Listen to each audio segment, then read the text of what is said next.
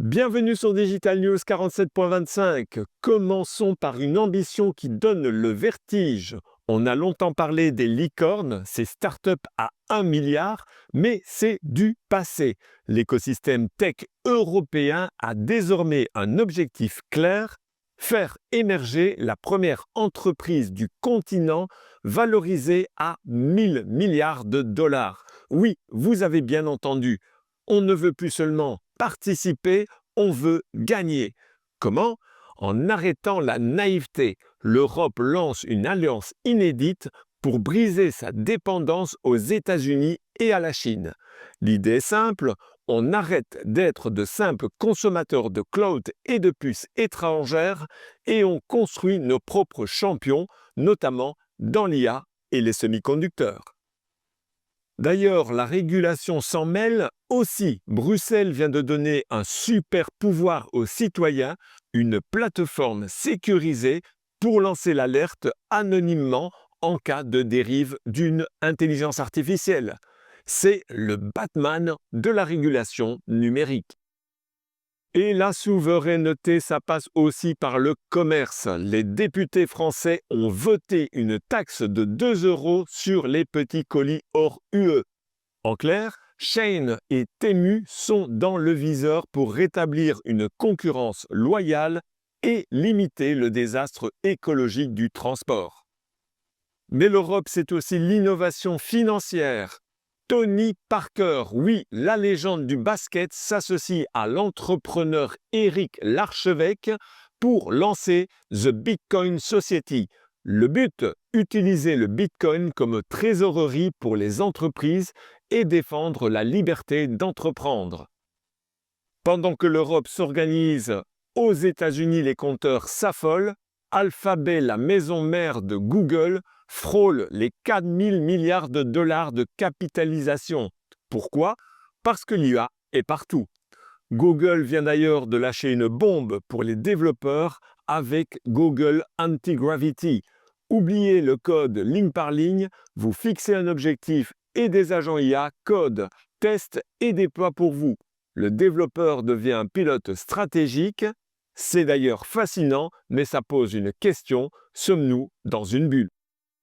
Le patron de Google calme le jeu, il prévient que l'IA coûte une fortune en énergie et en puces, et que la rentabilité prendra du temps. Mais en face, le patron de Nvidia, qui vend ses fameuses puces, répond: absolument pas. Pour lui, c'est une révolution industrielle comparable à l'électricité, et la demande est bien réelle. Mais alors cette IA est-elle vraiment intelligente? C'est là que ça se corse et que le monde de la tech se divise. D'un côté, on a Sébastien Bubeck d'OpenAI qui affirme que leurs modèles agissent désormais comme des chercheurs débutants capables de formuler des hypothèses et de découvrir de nouveaux matériaux. D'ailleurs, OpenAI enfonce le clou avec Shopping Research, un assistant qui fait vos courses à votre place, et Anthropic réplique avec Claude Opus 4.5, une IA agentique qui prend le contrôle de votre ordinateur pour bosser à votre place.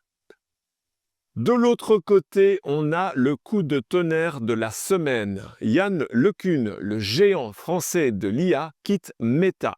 Sa raison? Il trouve que les IA actuelles, ces fameux LLM, sont, je cite, pas plus intelligentes qu'un chat de gouttière. Elles ne comprennent pas le monde, elles ne font que prédire des mots. Il part donc construire une IA qui aura enfin du bon sens. Et cette intelligence, on va bientôt pouvoir la tenir en main. Sam Altman et Johnny Ive, le designer de l'iPhone, ont validé leur device sans écran, un objet mystérieux prévu pour 2027 qui promet de rendre l'interaction avec l'IA plus naturelle que jamais. Mais l'intelligence ne reste pas dans le cloud, elle descend aussi dans la rue. L'Europe n'est pas en reste côté robotique. Une vidéo virale montre un humanoïde européen avec une dextérité manuelle hallucinante, capable de manipuler des objets avec une finesse que les robots américains envient. Pendant ce temps, en Chine, le robot Agibot vient de battre un record Guinness. Il a marché plus de 100 km non-stop entre deux villes. L'endurance d'un côté, la précision de l'autre. Et pour se déplacer, Bolt, l'Européen, tente un coup de poker. Il s'allie avec Pony AI pour lancer des taxis 100% autonomes en Europe dès 2026.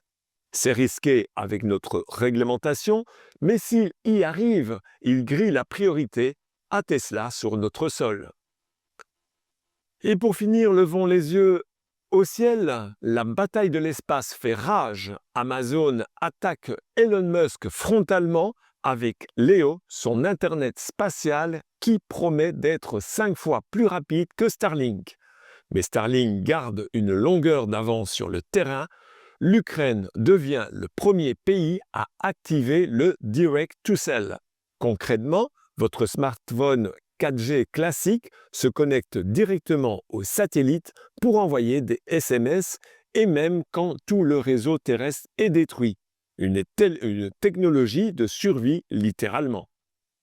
Voilà, vous savez tout, l'Europe se réveille, l'IA cherche son corps et son cerveau et la guerre des infrastructures est déclarée. Rendez-vous dans ma bio pour en savoir plus. À la semaine prochaine pour une nouvelle revue de presse digitale.